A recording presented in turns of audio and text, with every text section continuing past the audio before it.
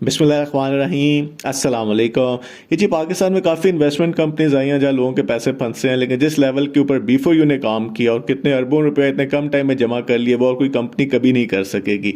कहने को तो ये एक इन्वेस्टमेंट कंपनी थी, मलेशिया में कारोबार था कहा जाता था, वहीं का क्रिप्टो का बिजनेस का पैसा आपको एज अ प्रॉफिट मिलता था, लेकिन असल में अंडरग्राउंड एक नेटवर्क मार्केटिंग का काम चल रहा था जिसमें वो लोग जो कि जिनकी जॉब नहीं थी या जो बोलने में बड़े अच्छे थे, उन्होंने अपने ही दोस्तों को, अपने रिश्तेदारों का एक नेटवर्क बना लिया और उसमें कमीशन लेने लग गए और बड़े बड़े प्राइजेस भी उनको मिल गए, जिसको दे के और लोग भी इसमें शामिल होते गए। तो शुरू में क्या था कि आप बैंक विड्रॉ लगाते थे और आपको पैसे मिलते थे जी, इतना ज़्यादा ये प्रॉफिट का कहा जाता था कि आपको मिल रहा है, जो कि पॉसिबल ही नहीं है मिलना।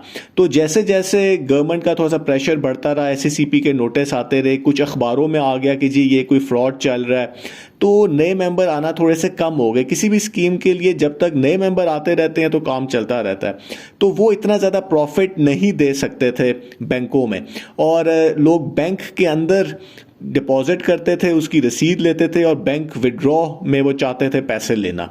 फिर क्या हुआ, कैश बॉक्स आ गया, जिसको आज की वीडियो में हमने देखना है कि कैश बॉक्स का असल मकसद क्या था और उससे इन्वेस्टर्स को अब क्या नुकसान होना है।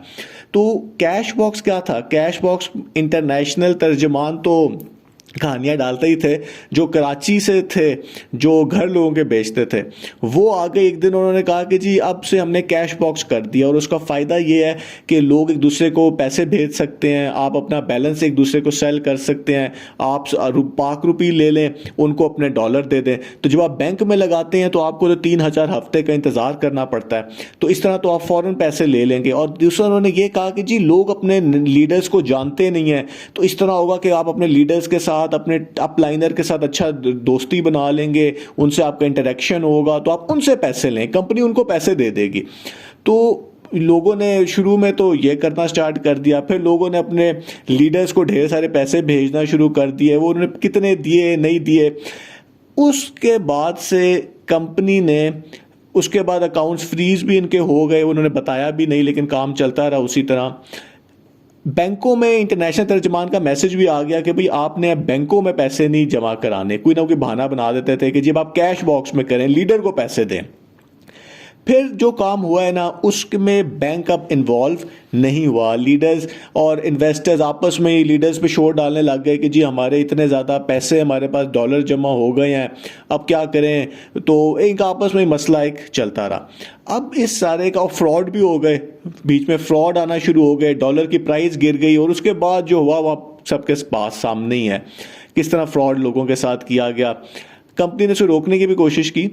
अब जो असल मसला है, मसला ये है कि जो ट्रांजैक्शंस कैश बॉक्स के अंदर हुई हैं, ये सॉफ्टवेयर के अंदर हुई हैं, उनकी कोई कानूनी हैसियत नहीं है, क्योंकि इन्वेस्टर ने जो डॉलर ख़रीदे हैं और जो अपनी अप लाइन डाउन लाइन में लोग लगाए हैं और उनसे उन पाक रुपये ले लिए, उनको डॉलर दे दिए, उसकी कोई कानूनी हैसियत नहीं है, क्योंकि लॉ जो है वो सिर्फ बैंकों की ट्रांजैक्शन को मानता है।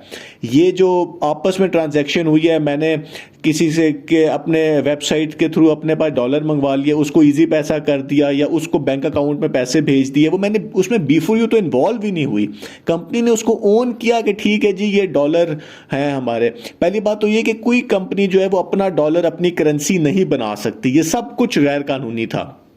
लेकिन इन्वेस्टर्स को नुकसान ये है कि अब अगर कोई शख्स कहता है कि जी हमने B4U में इन्वेस्टमेंट किया है, तो उसकी कोई कानूनी उसके पास प्रूफ नहीं है कि उसने इन्वेस्टमेंट किया। उसने तो सिर्फ एक शख्स के दूसरे शख्स को पैसे भेजे हैं और उसके पास एक अकाउंट आ गया है इसके अंदर। अब कंपनी कल को कह सकती है कि जी ये तो फेक है, और वो अगर वेबसाइट से और अपने डेटाबेस से डिलीट कर दे जाके उसकी सारी आईडीज जो हैं, तो वो जो उसके पास स्क्रीनशॉट है उसकी तो कोई वैल्यू ही नहीं है। वो तो कह सकते हैं कि जी ये तो फेक स्क्रीनशॉट लगा हुआ है सारा। तो जो काम बैंक के थ्रू नहीं हुआ उसकी कोई वैल्यू नहीं है, डॉलर B4U डॉलर की कोई वैल्यू नहीं है। तो अब जब कंपनी के वो लोग जिन्होंने आखिरी 1 साल 1.5 साल के अंदर इन्वेस्ट किया, जब ये कैश बॉक्स आ गया था, तो उनके जो पैसे फंसे हैं, वो CEO साहब कहते हैं कि जी मैं सबके पैसे वापस करूंगा। लेकिन अगर वेबसाइट आपको पता है एकदम डाउन कर दी गई, उसके पीछे जो वजह थी वो भी नहीं बताई गई। अगर वेबसाइट से वो सारा डाटा निकाल दिया जाए उन लोगों का, तो जो शख्स हैं, जो ये लोग हैं जिनके पैसे फंसे हुए हैं, वो कुछ भी नहीं कर सकेंगे क्योंकि उन्होंने कंपनी को पैसे दिए ही नहीं है। उन्होंने आपस में एक दूसरे के साथ खेला है और यही मेरा ख्याल है कि उनकी सबसे बड़ी गलती थी कि बैंक अकाउंट्स उन्होंने यूज़ नहीं किए। तो अभी देखते हैं कि आगे क्या बनता है। बहुत बहुत शुक्रिया।